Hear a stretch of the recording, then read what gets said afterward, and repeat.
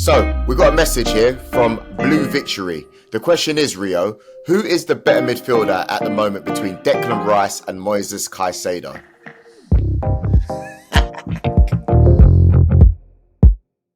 Yes, guys, we are back with another episode of Rio Presents, and we're brought to you by Crafted, one of our partners, a great partner. But yeah, man, guys, I'm here with Joel and Steve as usual, man. My guys, my two co-hosts are here. Guys, man, what are we saying? Steve, you look a bit happier. It's a clean sheet, Rio. Good shout. Good shout.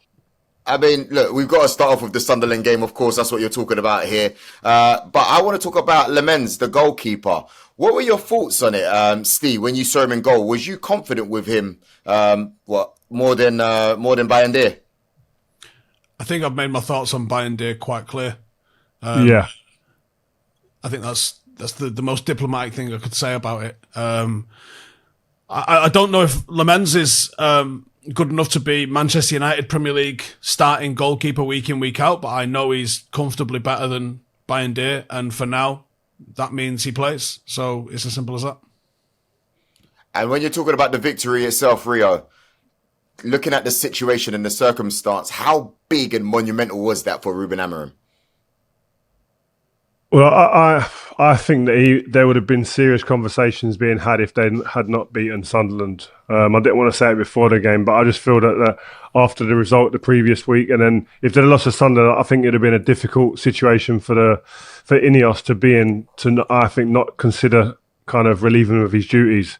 But I think he's got to live another day because he's got a result. And that's what we've been talking about, haven't we? We've been talking about, can you just get some results? Can you find some consistency in results?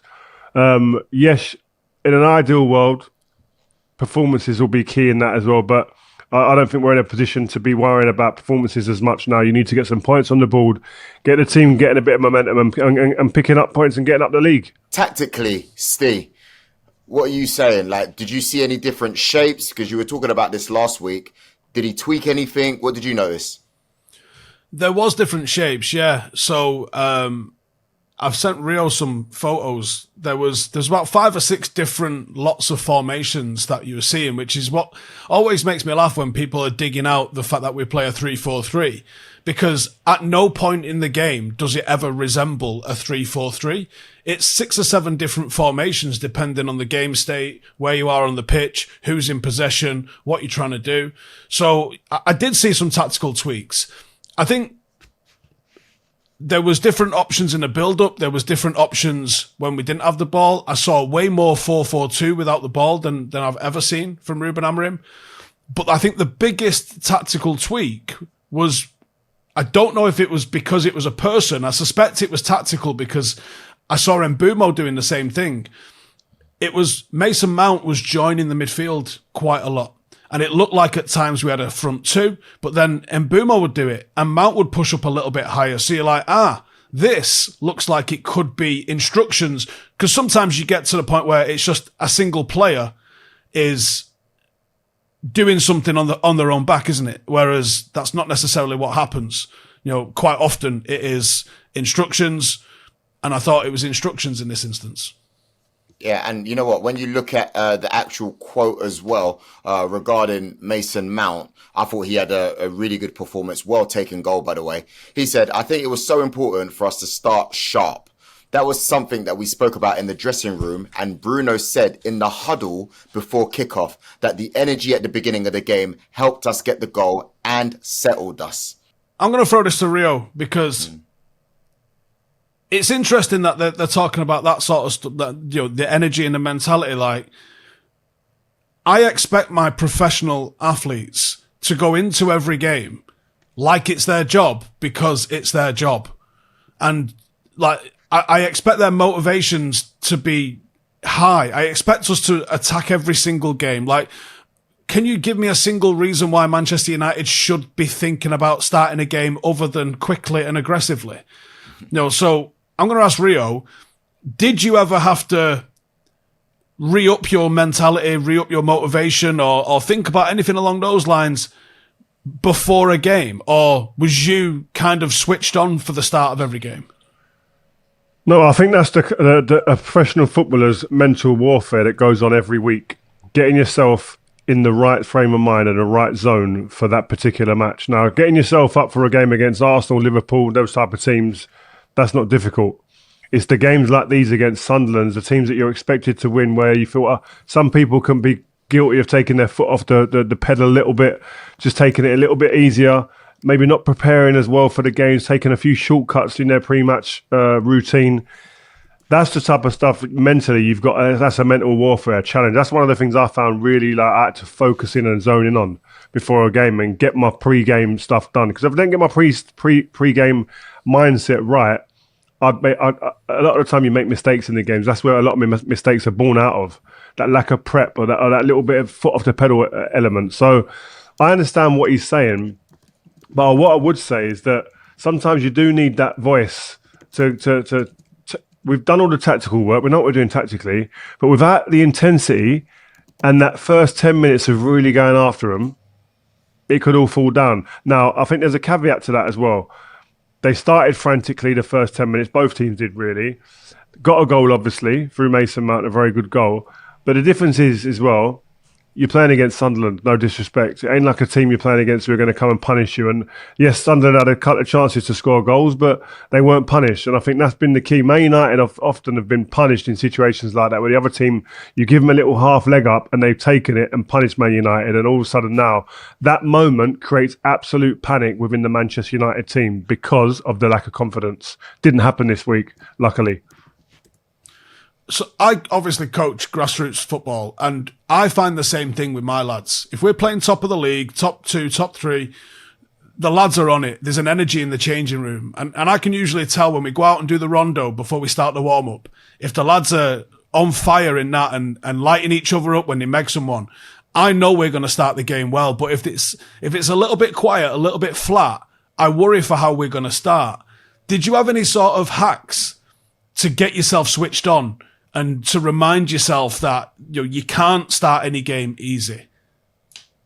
Yeah, my main thing was going around the change room before the game and giving short, sharp instructions to everyone. Like Nani was always like assist goals. Rooney, the attacking players basically assist and goals. And then if I knew there was a weakness that they were playing directly up against, I'd definitely highlight that. Like, go and make sure you rinse him. Also, someone like Gary Neville.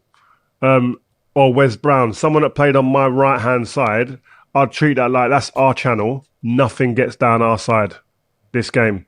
Just to refocus myself, but also to focus my partner there. Do you know what I mean? Then I'd go to Vidic on my left. Nothing between us. I'll cover you, you cover me. Simple, sharp. Carrick, I'm going to scream all game, up, back, left and right. Make sure you're on it. No balls into the front man. Little details like that are quick, simple ones that gets them going. And I'm sure if you spoke to all those guys now, they'd probably remember my shouts before a game because I was consistent. They were short and concise. That's what you need at that point. Attitude and tactics. I think people want to talk about tactics and managers and that all the time. But how much of it is down to players on the pitch just doing their jobs? Massively.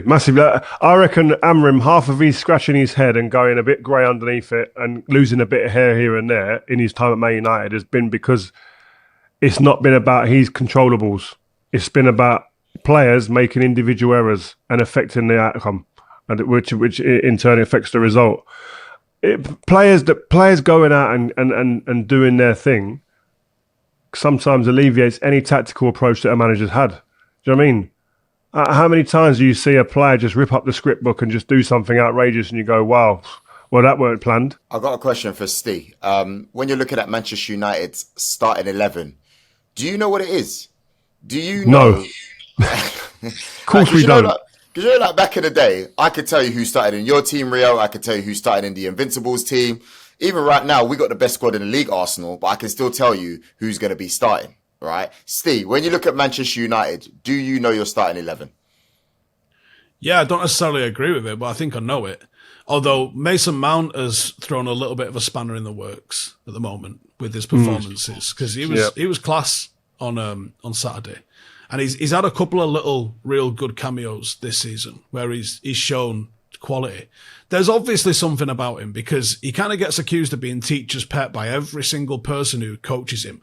So he must like genuinely follow the instructions and be really coachable and like be a proper good egg in the changing room, because he seems to just get selected out of nowhere for every single manager that's ever managed him, doesn't he?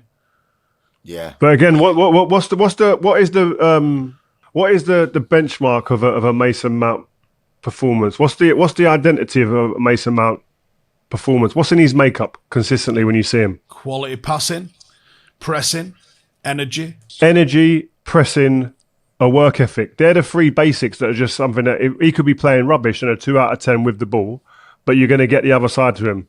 So if you're a manager, Steve, of a team, you take that. Listen, I want the quality and I need the quality, but at least if I know I'm definitely going to get hard work, graft, intensity that could feed out to the other team, more often than not, you're going to play that player. Yeah, you go with trust, don't you? Trust him. We changed up I know no one's asked about my little pub team here, but we changed up what we did a couple of years ago and went with the players that we could trust more.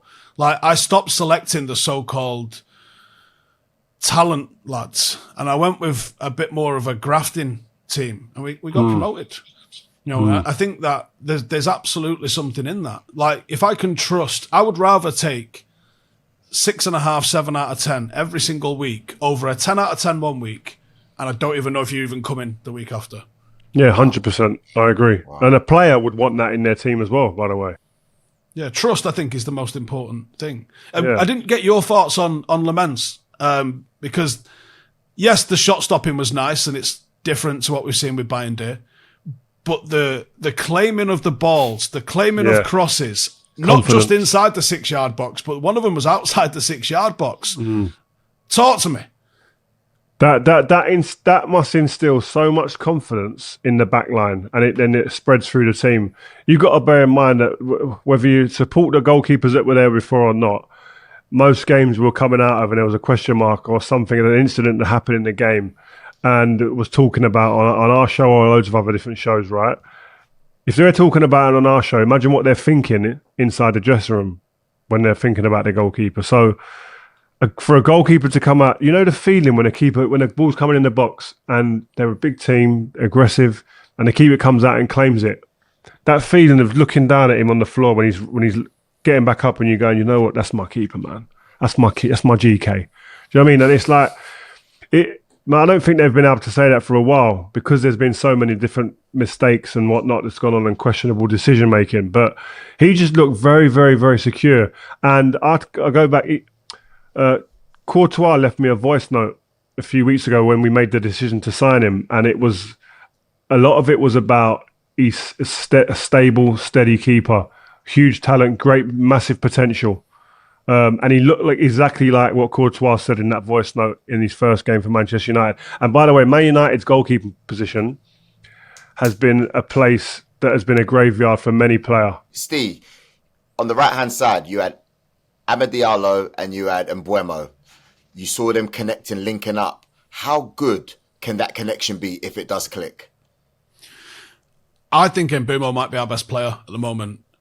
What I love about him is how often he checks his shoulder as the ball's on its way to him. And he's able to take that information and then make a good decision once the ball arrives at him. The amount of times we played the ball into him and he had his back to a defender and he turned the right way because he knew where that defender was and started an attack for United and then linked it back up with Amad and then got on the end of it. It hasn't been productive yet in terms of him getting, a ton of goals and assists. I think he got an assist at the weekend, but it's coming. Like, you can see it. Like, he probably should have done better with the good chance that he had in the first half against Sunderland, where he's entered the box and he's stuck it high and wide. But you can see the patterns emerging. And we mentioned one before the season started, once we'd signed Sesko, or after we'd signed Sesko, about that run-on that he's going to do. And you can see it happening as the ball's going up to Sesko. He's gambling. He's getting in behind and expecting that flick on. And it won't come off every single time. And sometimes you'll lose a second ball if the ball goes the opposite way. But when it does land at his feet, like we saw against Chelsea, he's going to cause problems with that. But it wasn't just him that was doing it. Mason Mount was doing it as well. And he was coming and occupying the half space and getting away from the back line. And Mount was doing it. That's why I think that looks coached and tactics, that they were both sort of pendulating each other. One would come off and get into a bit of space. And there's no negatives to that sort of movement, I don't think. Because if the centre-half follows you, then you can look for the flick onto Ahmad, or you can try and play it off one and get it in behind for Ahmad because they're not picking him up. Or if they don't follow you and they've stayed in the back line wary about what's going on with Ahmad, now you're in space and he can get on the turn and actually move the ball forward himself. So I'm seeing things starting to click a little bit. It hasn't clicked yet, but I can see him being a real problem. And if I was a betting man, I'd be sticking first goal scorer at Anfield on Mbeumo right now. Wow. Next game is against Liverpool after the international break. Rio, are you confident, yes or no? To go to Anfield and get a draw would be a massive, massive result for us, given that they're the champions of last year. Yes, they're out of form at the moment, but I wouldn't say that we're in any better form than they are. I just think that, as I said, their experience, the magnitude of this game for both cities and what it brings as an atmosphere at Anfield will be rocket fuel in that place. And I want to see how our players actually firstly approach the game, but then how they react to that atmosphere is going to be interesting to see because, like I said, any form of negativity or momentum swing in a game has caused us massive issues in this season and last season, and I'm hoping that might, with this one result, it's a lot to expect, but we'll see an improvement, I hope, in that aspect, because we are going to be under it at times in this game. At times. A lot. I don't know if I'm more confident or less confident that they're on a 3-game losing streak. I wouldn't have minded if they'd have just like we were speaking about it, weren't we? That they weren't in good form. Like they were winning, and I think we literally said you're not allowed to analyse them because the reply is we've won every game this season. Shut your mouth. And then as soon as they win, well, it was as soon as they lost 2, Jamie Carragher and that was like, actually Liverpool's not been all that well this season. Then they lose again at Chelsea, and I thought Chelsea were very good value for that win, by the way. I now think this Liverpool team doesn't lose 4 in a row. And it certainly doesn't lose very often at Anfield.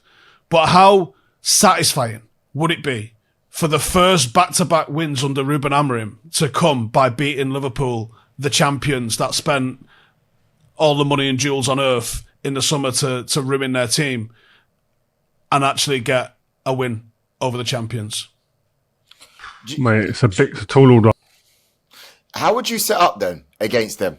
Like, yeah, I know you're saying that they might not lose 4 times in a row, but let's just say United, obviously you want to beat them. How do you set up against them? Where are their weaknesses? Their weaknesses, they got like 9 attacking players. Every single player in that team outside of the 2 centre-halves. This is not the Liverpool team of a few years ago where it was Mane, Firmino and Salah, and you used to have Trent and Robertson push up and that 5 would attack. You would have the 2 centre-halves would sit, but the midfield was like when it was Henderson and that, all they did was rat and get the ball back, and they were excellent at it, sadly, right? But this team isn't that. They were last year. They were last year. I don't think there was quite as aggressive attacking last year, though.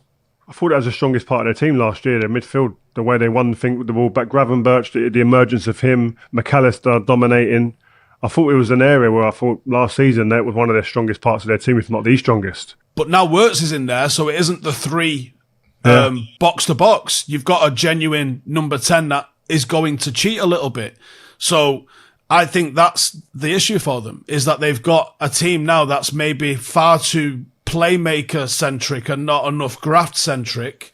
And for that reason, they're getting caught out and found out just a little bit. I think balance in their team is the issue. That's the key thing of finding the right balance. They've gone from having 3 midfielders, Szoboszlai, Gravenberch and McAllister are all good grafters, all get around the pitch, all can cover for other people and make big sacrifices in their own game for other players in their team, especially in wide areas at times. Whereas, like you say, with Wirtz coming in now, he ain't scoring, he ain't really assisting, he's not really impacting the games. He's working his nuts off, but he ain't having the impact that they probably anticipated.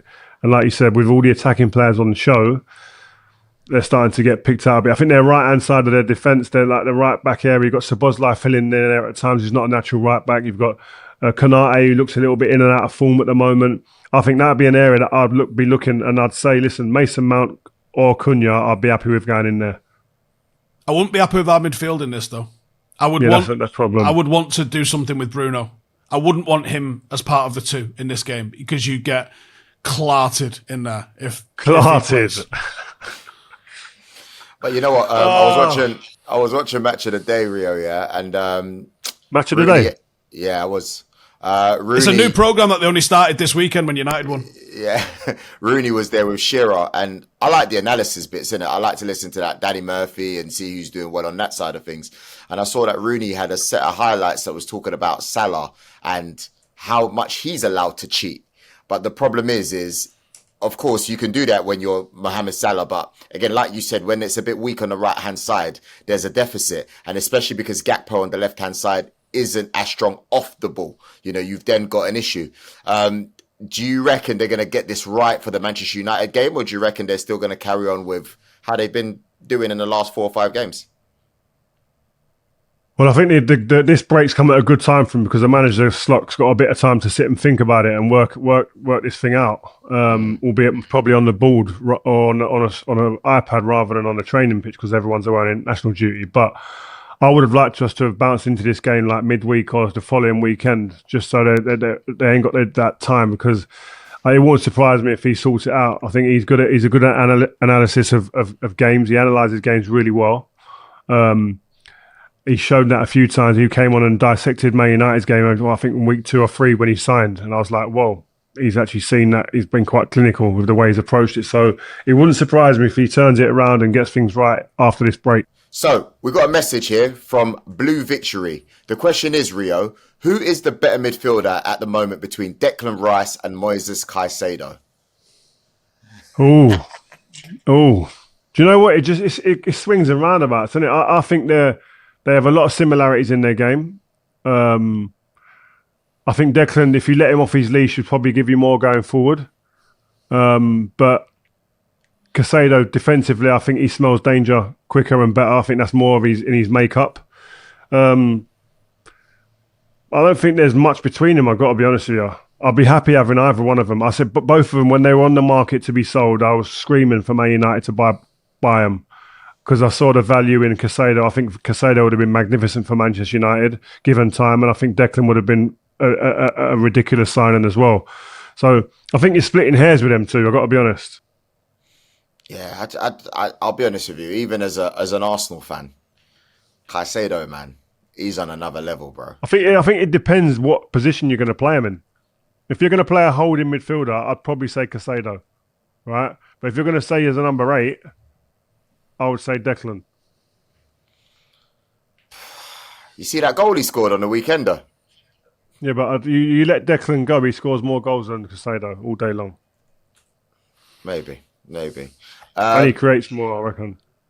Boy. I think you're right. I think one of them's an 8 and one of them's a 6. Yeah, I think they'd be ridiculous together. Yeah. It would be a nightmare. To play against together.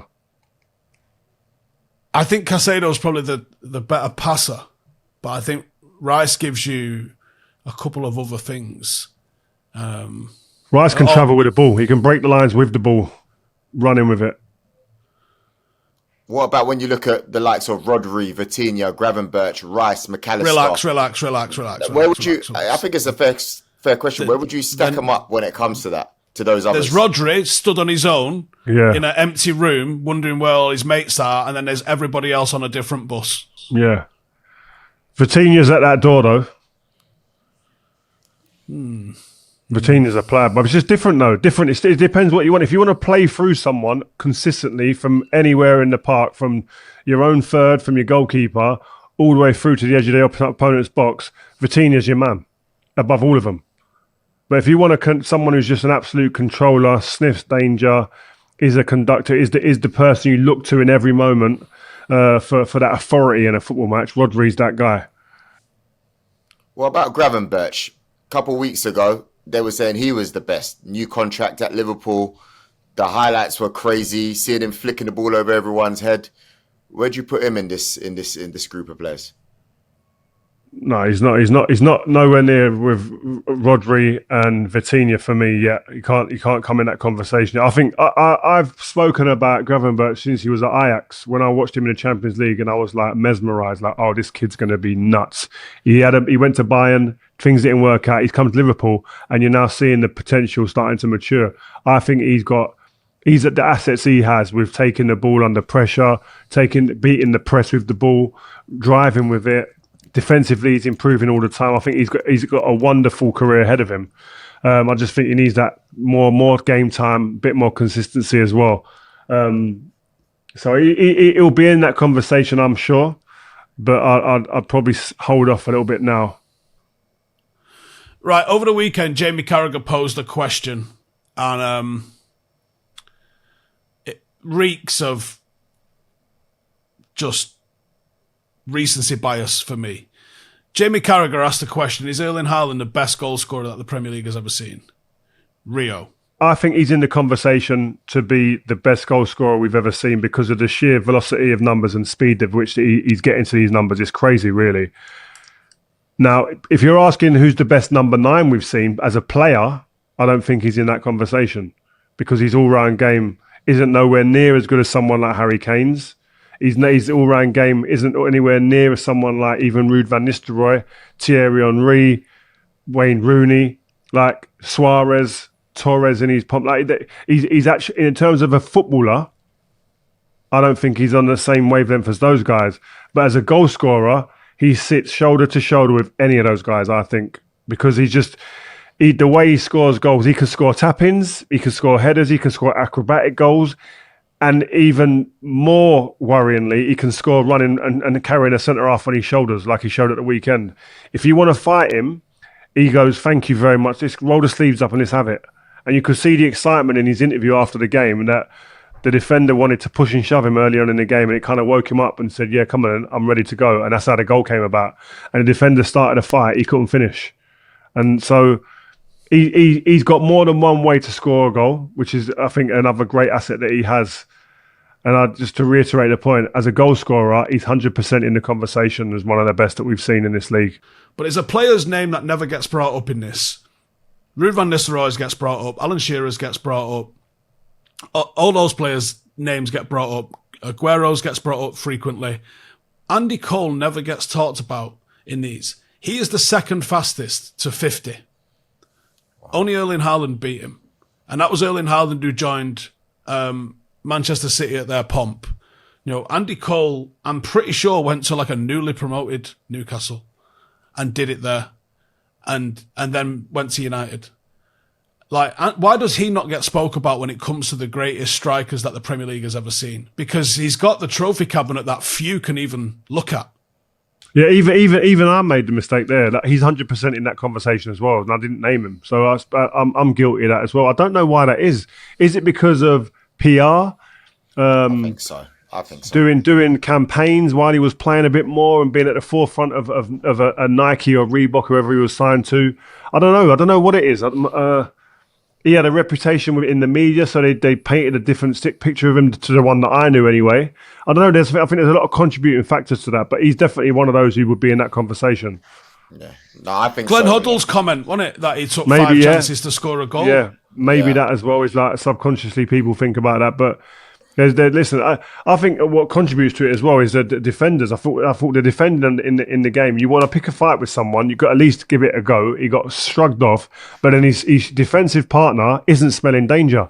His defensive partner should have been straight across, sweeping up, looking after your partner. Again, goes back to my comment, what Gary Neville said at the weekend about remembering what I used to say to him before a game. Nothing down our side. It's like, that means you sort yourself out, but you make a mistake, I'm there. Nothing down our side, not your side, our side. This is me and you. You see, when you're talking about Haaland, is he too big and too strong for most Premier League defenders to cope with, you reckon? I just don't think that they know how to cope with that player anymore. They're not used to dealing with that type of player anymore, where there's contact, where there's someone who wants to be aggressive and run against you or run through you. You've got to remember that in our time, I'm training against John Hartson every day. He wants to actually eat you, not let alone run through you. He wants to eat you for his lunch. Do you know what I mean? You've got the likes of bloody, who else do I talk? Emil Heskey. Do you know what I mean? Ricardo Fuller, Paolo Wanchop, Freddie Canute. Like, let alone or even the ones that we know about that are the top players. But I'm talking about people.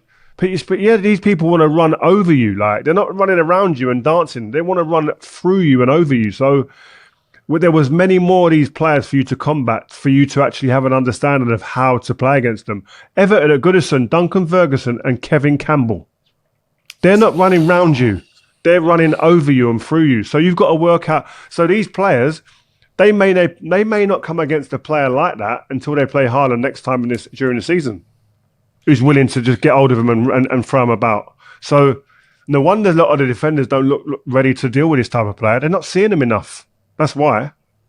How did you defend against Mark Viduka in training? Because I know Mark Viduka, oh my God. Stay away from him. That's it. Stay away. Arm's length. Keep him at arm. The moment he got hold of you, he was too big, too strong, and too cute upstairs. Because he had a trick as well. He just holds you. No, he just holds you and roll you. He was so big and so strong. He had great feet. What a player. But there were so many players like that who could do that. Do you know what I mean? You get too tight to Kevin Davis and he was rolling you and putting someone in. Do you know what I mean? It was just like these players I could just reel off name after name. But the game was more physical then. So you had to combat that type of player far more often than you do now. Do you think that's why it was more competitive? Because the physicality could level the top players down to more of a scrappy game?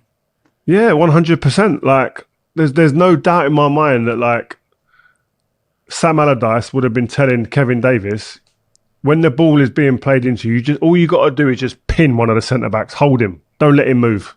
And hopefully the ball just runs through and someone else runs on it. You don't even want to touch the ball, Kevin. Like, that ain't a conversation a manager's having now with any players. I'm telling you, everything's about control, getting the ball structure, getting us into good area. It's different. It's a different conversation back then, but that's just because the game's changed. Speaking about strikers, hopefully now people can start seeing the quality of Victor Gyökeres. How do you reckon he's settling in so far at Arsenal, Ria? Yeah, I think he's doing all right. You're top of the league. Everything's rosy when you're top of the league, so people don't get questioned as much. Do you know what I mean? When Liverpool were top of the league and hadn't lost a game, was anyone questioning Liverpool? Lost a couple of games now. They're on their knees, everyone's saying. And they might be out of the title race, everyone's saying. It's mad. So, yeah, he's doing all right. He ain't pulling up no trees or creating no magic, but he's in a team that's top of the league and I'm sure he's happy. Steve, I haven't heard your thoughts on Victor yet, if I'm honest, and you're there smirking away. What do you say when it comes to my number 9, man? Yeah, it's cool. Listen, I got a stat for you. Up to Steve, coming in hot, right? Tony Pulis scored 21.9% of his goals from corners. Sean Dyche scored 18.6 of his goals from corners. Mikel Arteta's next. He's third on that list of highest percentage of goals scored from corners, with 16.7% of Arsenal goals under him have come from corners. When I said you lot were Stoke, Christ was I accurate. Steve, what? Can I just ask a question though? Why is that seen as a detrimental stat? Do you know what? It's not, because I think winning is the biggest stat. And to be fair to them, they are top of the league, and I'll give them their credit for 0.1 of a second. There you go, that's your credit. But the thing is, this is the Arsenal fan base, as it always is, right? The Arsenal when they were going head-to-head against Manchester City, they were going up against the evil empire. We should have been all aboard the Arsenal fan base. But because of sausages like Joel and the rest of their fan base, we were incapable of giving them any sort of credit, because before you know it, they've got fake cigars and sunglasses and mini Premier League trophies, and you know the drill, right? And the thing is, that's not just Joel. He's just a representative of that entire fan base, right? So when you see stats like that, you can't just go, hey, do you know what? This is what it is. It's because that fan base in particular, under various different managers, wank themselves into oblivion about the beautiful football that they were supposedly playing for years and years and years. And they looked down on other teams because they didn't have beautiful football being played on them. That's a good point. And that is why, when they've got this little Lego-headed freak that they've got in charge of their team right now, they have to be brought up on the charges of hypocrisy. Joe, how does it feel to be called a Cumberland sausage, a Lincolnshire? What's going on at Frankfurt? Walls. You know what? I don't really care, man. When you're top of the league and life is pretty, there we go. I'm just here to commend my team. And I want to stick it to Arsenal, actually, Ria. I want to stick with Arsenal. Player depth, squad depth. Martin Odegaard, he became the first player to be subbed in 3 consecutive first halves, but no concerns from Arteta, of course. What would you say when you're seeing him get taken off like that? Is there an issue now with the number 10 situation with him and Eze? Is it a good problem to have, or what's your thoughts on it? I think Mikel Arteta sitting there saying, "Thank God we went and got Eze," because he wouldn't. I don't think he's the type who would have put in Nweri or a Dowman into that position, which I think they could have gone in and done something. But I'm sitting there thinking, thank God that the ball backed me, and now I've got a ready-made replacement in Eze. I think he could play both of them at times. But I think it's a great problem to have. You guys have got probably the best depth in the league right now. All positions, you've got really good cover. And I think when all your squad's fit, I think it's an intimidating squad that you're coming up against now. And I think they've got robust players. They've got players that kind of you look at and go could hurt us from different areas. So I think it's a good time to be an Arsenal fan. I think you guys, you just got to finish to fight the jigsaw off. You've got to finish it off this time. You can't go this season with having arguably the best squad in the league and still not get the job done, because you lot will be in for it. No, for sure. I mean, as you saw on the weekend, Steve. As you saw on the weekend, even when Odegaard came off, it enabled Rice to push forward. Zubimendi took the deeper role. Obviously, Rice was also able to score. Do you think his game's being compromised, though? No, I think Declan can do it all. He can play a holding role and he can play an attacking role. I think it's what the game needs. If he can start as a holding midfielder, control the game, I think he's happy doing that.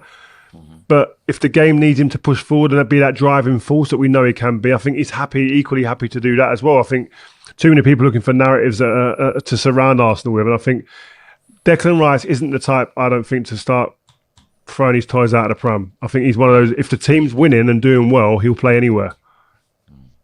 Can we just talk about England? Thomas Tuchel's squad. The latest England squad. Can I just run through it, please? Who would have thought post-World Cup, or is it Euro, sorry, that we would have been sitting there and going, there's no Jude Bellingham, there's no Foden, there's no Grealish when they're fit.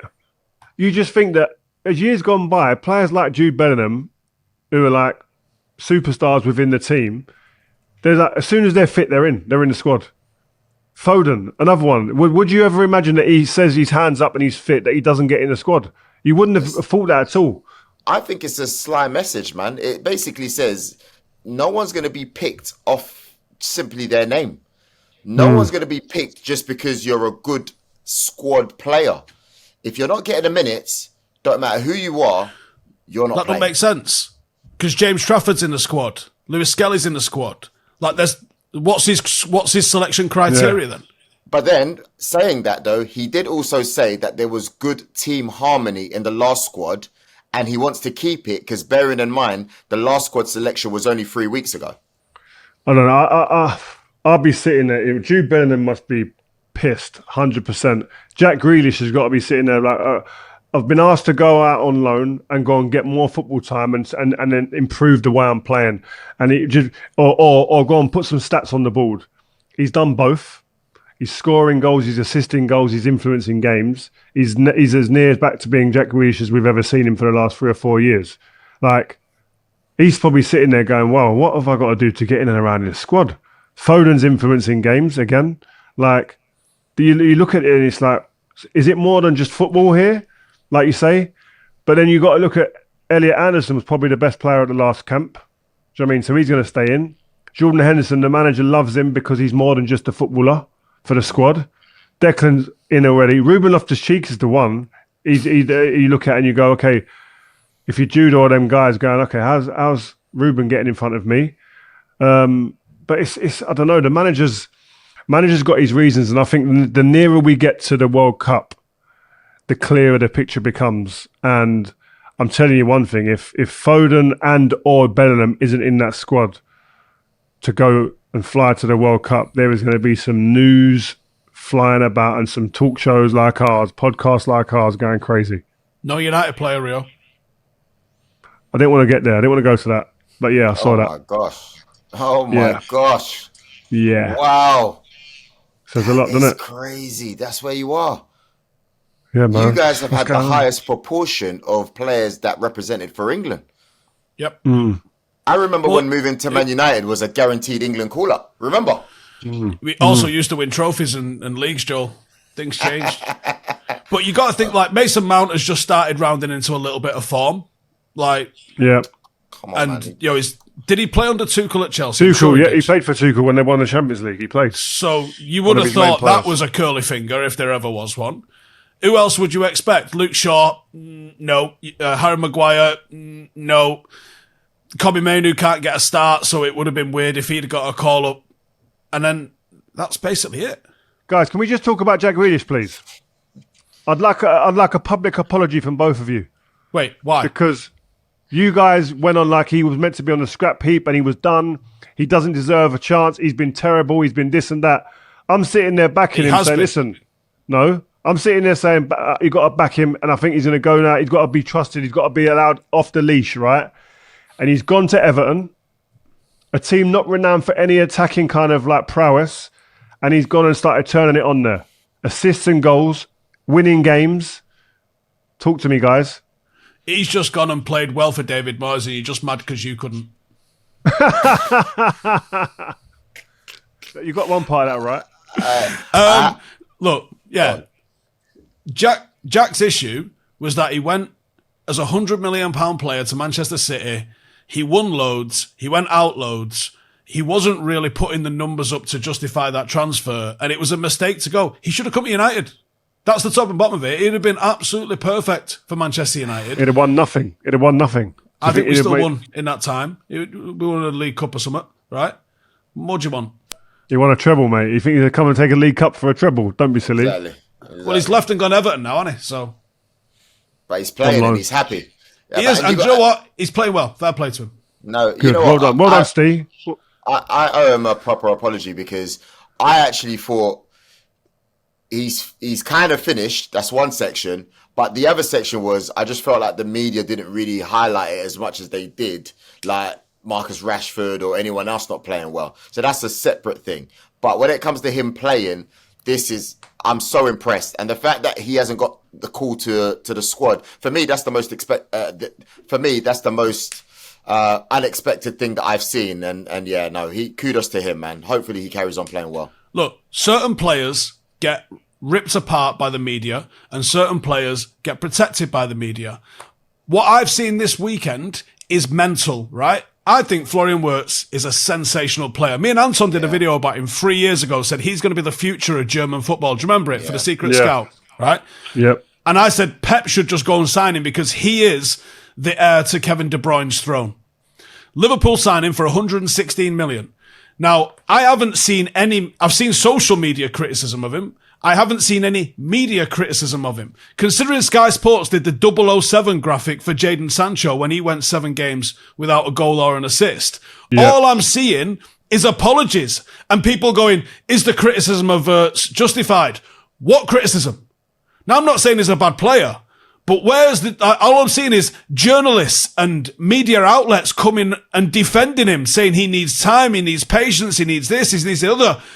Paul Pogba's sitting there laughing his bollocks off, mate. Looking at how this is all going off, mate.